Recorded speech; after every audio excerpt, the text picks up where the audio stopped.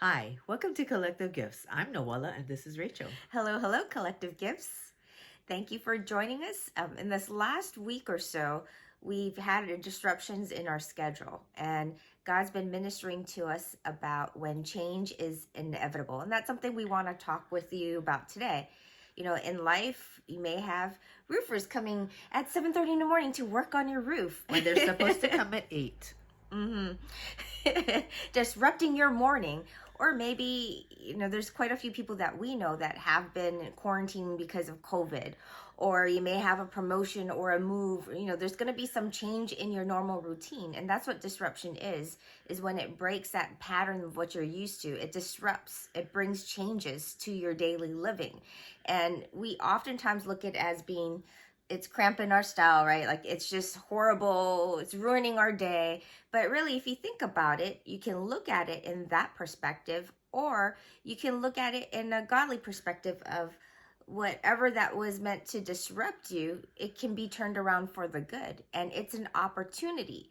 And maybe it's an opportunity for you to learn something. Like for us, when we had to wake up early for the roofers so that we can get out of the house before all that pounding noise, we learned we can get up really early, even on weekdays, and have leisurely breakfasts, or even to go out and try new places that we've had on our list for the longest time.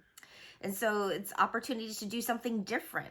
And as we're going forth in that disruption, it's teaching us that change isn't bad. So the scripture I want to read to you comes from Ecclesiastes 3, and this is verses 1. And it says, "There is a season, a time appointed for everything, and a time for every delight and event or purpose under heaven." And so verses 2 to 8, list all the different types of things that could happen, whether it's good or bad. So there's a season for all kinds of things, good things, and sometimes for disappointment and things, that may cause you heartache or grief. And so we know that, God is in control and God will work everything out.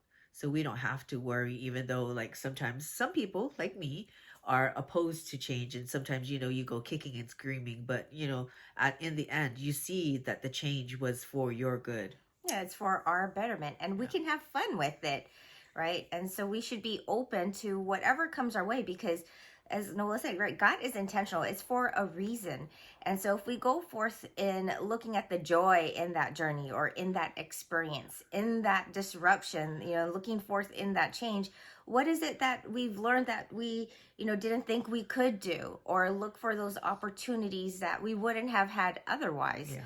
And so these changes, they are for a season, because we're transitioning into the new. And in that, for us, we learned that, all right, the roof is going to be fixed by the end of the week. So it's not like it's going to be, a month long or years long work. It was only for a few days. And in the end, we've had great adventures together. We learned different things about ourselves. And so it's the same thing for you.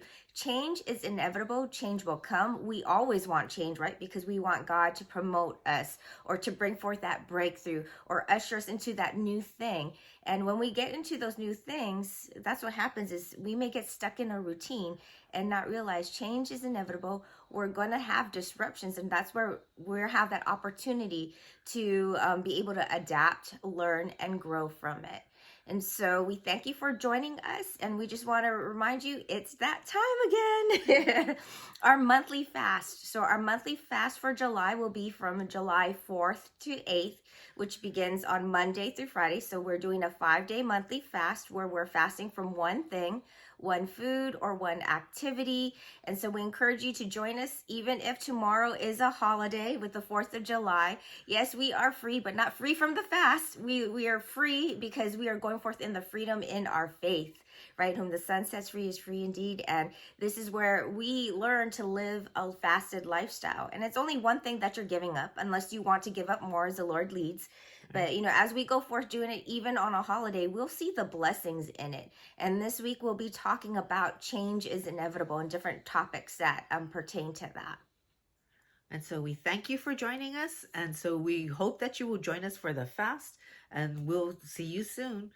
Shalom. Aloha.